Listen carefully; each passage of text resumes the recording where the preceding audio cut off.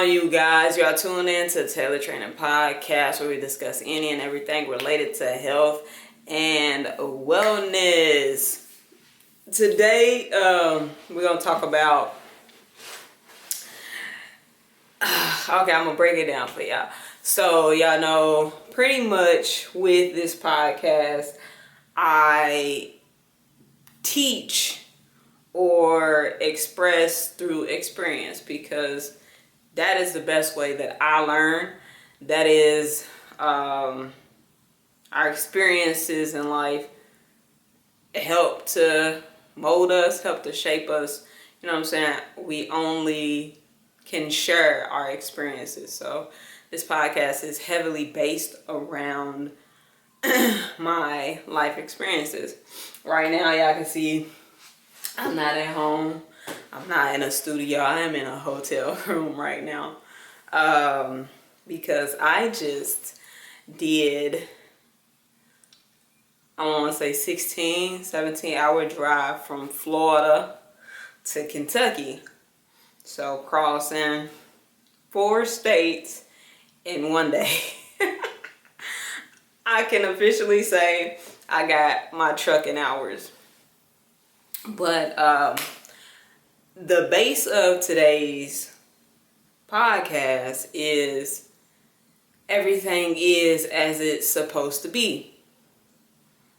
And with that topic, with that saying, I kind of want to use my opportunity to have done that drive from Florida all the way to Kentucky. It's a lot that happened. So the opportunity came maybe a week before it was supposed to happen. And I wasn't scrambling to make things happen. I was like, okay, I done went out of town before. Let me see if these pieces are in play. I gotta drop the dog off. And like, I work for myself, so I have the flexibility to change my schedule. Yeah, my clients may be a little bummed or even upset because we have to go off our regular schedule. But I'm very flexible when it comes to them and them needing to change up their schedule. So I hope for that same mutual respect. But Memorial Day weekend is when the trip is set. You can only fly to Port Charlotte, which is like 30 minutes from Fort Myers, which is about 2 hours from Tampa. So you can only fly Sunday, and Thursday from Louisville to Port Charlotte for a direct flight. And it's like a 2-3 hour flight. It's not long at all. So Sunday, Memorial Day weekend, is when my flight was scheduled. So I was able to lock down my dog sitter. My cousin helped me out with that. I was able to, that was like my biggest piece. That's always my biggest piece, is making sure Layla has somewhere to go. Because the family that I'm helping out to bring the rest of their belongings, that allowed me to have this opportunity to do this drive. And everybody's like, what? That's not no opportunity. Yes, it is. It's like, it's not something you do every day. And the fact that they offered to take care of all of the expenses for me getting there, staying there. I stayed at their house that they're moving from. So Didn't need any hotel accommodations until I got close to Louisville, or wherever I decided to stop, because the drive itself is 15, 16 hours, depending on traffic, depending on how long you stop. And I did stop a little longer. That Buc-ee's, I stopped at one Buc-ee's, and I allowed myself to try the brisket, which tastes like freaking beef jerky. It's moistened beef jerky in barbecue sauce. That's what that brisket reminded me of. That was my first and my last time that I would try their brisket. Okay? That, I mean, like, no. And people are like, oh man, I thought you were a vegan vegetarian. I say that because that is the easiest way to explain to people that have a small mindset of what I'm trying to make my lifestyle to be. No, I mainly try to eat for my health and what my body wants to, but also I'm still young and I haven't experienced everything. That was an experience, one in a lifetime experience. I've never been to Buc-ee's. Wanted to see what the hype was all about, but literally went and got that brisket at one Buc-ee's. A few hours later at another Buc-ee's, the other Buc-ee's in Georgia, I had to let that mug go. My stomach was not having it. It said no, no, no, no, no, no, ma'am. My stomach do better off me probably eating a McDonald's. But it's certain stuff I will not allow myself to have, and I try to stay completely away from industrial pork. And everything, it truly is becoming very fake. So when I get home, I'm probably, this TMI, but when I get home, I'm probably going to go back on a raw diet, just to allow my body. And I didn't even really eat this road trip or this trip. I didn't eat a lot, but just to let my system detox and clear itself out. But anyways, so it was an opportunity. It was a one in a lifetime opportunity to be able to do that, and pretty much did it by myself. And so the day that I flew out, I got a phone call from my mom. And I thought it was going to be a great, conversation. I answered, she started talking. And at one point of her talking at me, I realized that some of the stuff she was saying was kind of attacking me. And I felt like I heard, and this is not the first time she said it, but blames me for a portion of her downfall or what she's going through right now in her life. And she's not on the upside of things in which she feels like she should be on. So that kind of, what I'm saying, hearing that doesn't always feel good, especially when it's like, damn, I done did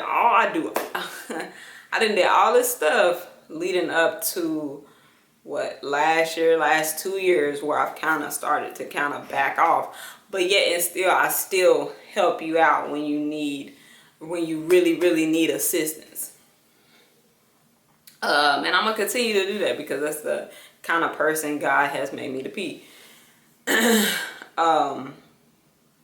But when I was getting ready to head to the airport, not too long after that phone call, the husband of the family that I'm helping out, he gives me a call and he lets me know that he's not going to be able to bring the car to the airport because it won't start. The battery died. And immediately in my head, that saying came to mind. And it was like, it's boom. Everything is as it's supposed to be. So the plan was for him to drive the plane to the Port Charlotte. I mean the plane. Drive the car to the airport in Florida. Leave it, and when we cross paths at the airport, give me the key, take a picture, let me know where it's at, and when I fly in, when I flew back on the plane that brought him here, that's how short the flights are, that brought him here, I would, just drive the car back to the house, and then next morning, I had planned on going ahead and leaving out. Well, part of God's plan was for me not to drive that night from the airport, which I was completely grateful for as well, because in my mind I was like, do you really want to be getting fresh off a plane? And I fell asleep. I was tired. I'm not a night owl anymore. Okay, I can be if I need to be. Like, I didn't go to bed till like almost 12 o'clock last night. And I didn't go to bed until 1 o'clock when I landed. So, a taxi friend of theirs in Florida came to pick me up and took me to the house. And I had planned on leaving that morning. Not in God's plan. It was meant for me to stay that whole day, which was Monday, which is Memorial Day. And one of my good friends, I call her my ancestral grandmother, and she's also like one of my personal training clients. We've grown pretty close over the years. Consider her to be a part of my tribe. She was like, you need to just stay down there for a few days and just I love her. And just relax and just, work on you, do some stuff that you wanna do, and then let these roads clear down from Memorial Day weekend, because everybody gonna be traveling. So she's telling me, she's like, everybody gonna be traveling. And she sent me a message. She was like, yeah, that's good, because these roads need to calm down. They need to cool off. I was like, what? But so me leaving Monday morning was not in the plan. And I'm like, everything is as it's supposed to be. So get there, start trying to figure out how to what we call AAA to get the battery replaced. AAA comes. Larry started hitting on me out the gate. I was in my white beater tank top, came out. It was hot for one. I'm like, it was 90 degrees already at like 11. So he came out. He's a great artist, by the way. But I already knew it. I was like, oh my God, here you go. He's flirting. But it was just, I've been in a situation where I've been working on my own car, trying to figure out my own car.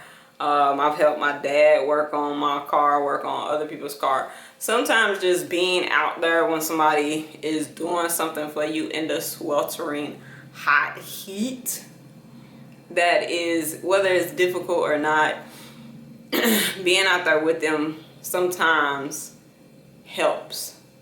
It's like, oh, okay, They really, and not being like one of them passenger princesses. This is why, like, if none of my friends can help me change a tire, your ass better not be sitting in the car. You better be out there trying to learn how to change a tire or something. Go get the jack. Go get something. Turn his boat. You can do something. Talk to me, something. Encouragement. Like, we got it. Oh, well, hold on, watch out. Watch out for the traffic. Do something. But don't sit in the car. Like, I can't, nah. Especially if we traveling, we have car trouble, like a tire or something like that. And, yeah, I don't know. Yeah, don't, But anyway, Larry came, he changed the battery out. The battery had been sitting on the truck, in his opinion. He thought like maybe 2 or 3 months because it would not turn the car over. It would not start the car up. So he was like, I think the best thing to do is put the old battery back in, go to a shop, and or go to the AutoZone. I went to AutoZone. See if they'll put it in for you. If they don't put it in for you, I will put it in for you. And I was like, oh my God, thank you. So we exchanged phone numbers. I deleted the conversation and I stopped it, nipped it in the bud before it went to where it could have went. And I'm like, yo, no thank you. But anyway, he went to the AutoZone, sat in the parking lot with me. I mean, not with me, waiting while I went in and got the battery and everything. But the gentleman at the AutoZone, he was nice enough to replace the battery for me. And again, just giving him conversation, trying to learn about him. He got his mechanic's license. I'm like, and my man, I'm like, what are you doing here? He's from Porter. Like, why are you working at AutoZone? But I get it. He works on his own car, so I'm pretty sure they get discounts on parts. But he replaced the battery for me. He's like, we normally don't do these this close to the firewall. But he went ahead, did it, knocked it out. Appreciate it. Started right up. Something Larry said when he was changing the battery at first. He was like, you know, I get these premonitions and things. And I was like, huh? And this is before he gave the suggestion of going to the auto store to get a new battery. And I'm like, huh? He's like, well, I got a good feeling that this car is going to start liking you. Because he said, who broke it? You broke it. I'm telling y'all, that whole conversation, the whole start of it was funny. It was a nice conversation, though. I ain't take it the wrong way or nothing like that. It's just, you know, you gotta make light of some jobs. Like, having to work in the heat and work on cars sometimes is not fun. It doesn't have to be fun. But like, who broke it? But we was just joking. But he said that, and I'm like, what? He's like, the car is gonna start liking you. He said, I don't want to get you on the road and you get halfway up the road and you can't start it again. And I'm like, huh? He said, I don't want you having to buy a bad battery. It's a expensive battery too. It's a big ass battery, like a generator battery is what I call them. But it was like, yeah, almost $200 for a battery. Well, battery is about battery's about $200 though. But anyway, he was like, I don't want you to have to spend money on a bad battery and then you get up the road and, you know what I'm saying? So everything is as it should be. And another thing that was bizarre about my encounter with Larry was the fact that I thought I heard him say my name, said Aisha, and I'm like, how you know my name? But he didn't. He didn't. And this is when off the meetup, but I feel like he did. Call me crazy. I don't know. It is what it is. But, so, all right. Get on the road, right? So now this is yesterday morning, Tuesday morning. I wake up at 12. I went to bed at 6. I got in bed like 6 or 7. I was tired. I had gotten the pool twice, and that heat and that sun was beating me down. And then I had did some work and stuff pertaining to training as well as myself and stuff like that. So I had been busy, keeping myself busy but relax and chill that whole day. 7 o'clock, but that heat in the pool got me. The last, I didn't get back in it because the chlorine started messing with my skin. So I was in bed like 7:30, 8 o'clock. I was night. But I woke up at 12 and I was like, this too early. So I laid back down, got up at 3:33. Right? So now my numerical things are kind of hitting in. 3:33. I'm just taking my time getting ready, making sure I'm doing everything that I'm supposed to do. And I'm more going instinctually as to when I'm going to leave out. I know I wanted to leave at 5. At least 5 o'clock. I left at 4:44 by the car's time. I'm like, okay. Alright, okay. Gotcha. My first stop to put gas in the car, I stopped at pump number 3. My second stop, the first Buc-ee's that I stopped at, was at pump 44. I'm like, okay. Everything is as it's supposed to be. And I got pulled over in a little ass town. On the back roads, like it was Route 1111 at that 1111. And I don't remember the significance of 1111. But I got pulled over. The speed limits on those back roads, I freaking do not understand who made them that way.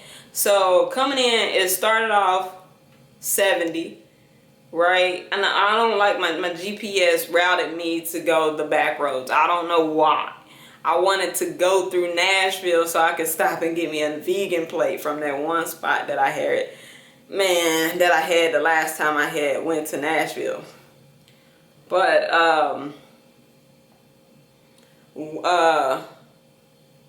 it started, I was at 70, right? Then it went 65.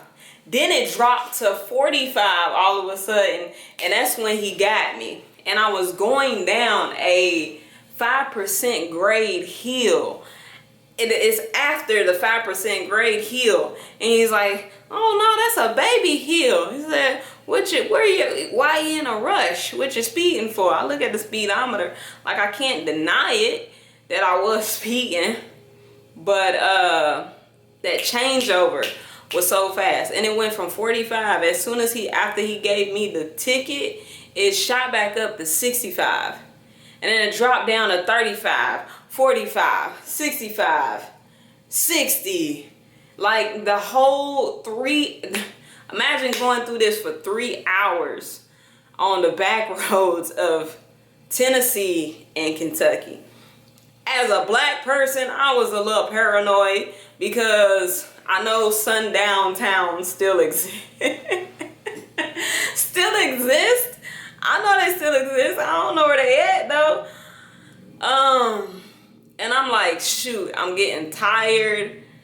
I'm like, where's the nearest hotel? As I'm driving, there's no hotels to the side roads. You know how, like, if you're driving on like the expressway and stuff like that, you see hotels. I didn't see a hotel till I got back to the expressway, until I got back to 65. And I was like, at that point, I was an hour, 45 minutes away from where I was. So I was like, shit, we about to just make it happen. Not in God's plan. He's like, no, you're tired. My eyes started burning. I'm 20 minutes outside of where I need to be. My eyes are burning. I'm getting tired. It's like, no, you need to stop. Take advantage of the fact that they said if you got tired, they're more than willing to pay for your hotel. Just make sure that you are safe, that you are being safe.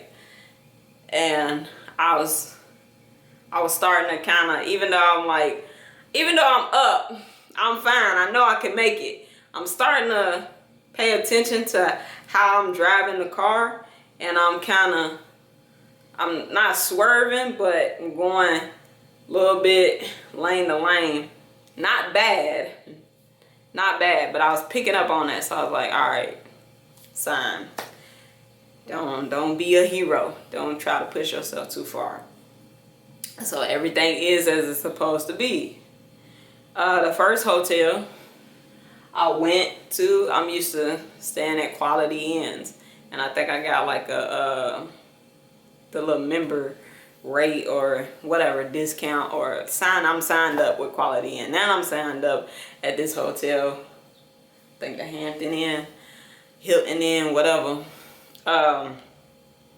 So went over there. He said he's full. Half his building doesn't have water. The other half has water, but it's already full. So he's like, I ain't got no more rooms. So I was like, damn it. So I pull in the parking lot, sit, and I'm like, all right, let me see what hotels are close. So on my phone looking, this one pops up. Literally, next door, pretty much. So they had a room. As I was checking in, she was like, you got my last room. I was like, oh my God. Thank you. It was meant to be. So, yeah, everything is as it's supposed to be. And it's just something I want to leave you all with. It's like, it's a little mantra. When I was in Florida, the mantra was oh my God, it was so beautiful. But I didn't record it. And I could not remember it. So that mantra was for me to say, for myself and my spirit. But this one I wrote down last night, and I wanted to make sure I included it as a part of this podcast. Everything is as it's supposed to be, whether good, bad, or indifferent. For the universe is conspiring for the betterment of me.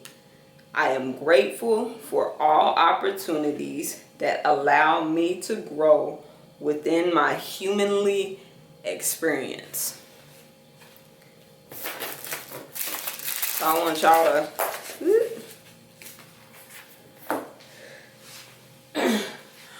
to take that with y'all, nibble on that, rewind it back. You know, and camera's starting to run hot, so I'm gonna shut my mouth. So see, another sign it wasn't meant for me to say what I was about to say or elaborate and how I was about to elaborate. But Thank you guys for tuning in to Taylor Training Podcast. Again, I am Coach Taylor. Here we discuss any and everything related to health and wellness. You guys can check us out at taylortrainingcoaching.com. You can send us an email at taylortrainingllc@gmail.com. Follow us on Instagram at Taylor Training. And what else? What other accounts do we got? We got a Facebook account. I'm not active on Facebook. We have a TikTok account. Somewhat more active on there, but don't know what they're gonna do with that. So I try to upload as much as possible. And of course, make sure you subscribe to the YouTube channel, Taylor Training Media, where we will have the visual, not the audio, the visual of today's podcast. And then we also are on Spotify, subscribe, download, and everything will be in the description. So make sure you guys click those links, check us out, give us a follow, support us. And we about to get in our bag, bro. Make sure y'all go check out Marlena. That's crazy. I don't know her on that level, but oh shoot, man! Make sure y'all go check out Rhapsody's album. Please Don't Cry. Like, that album is so many of those songs I relate to on a whole nother level. But again, as always, everything is motivation. Peace.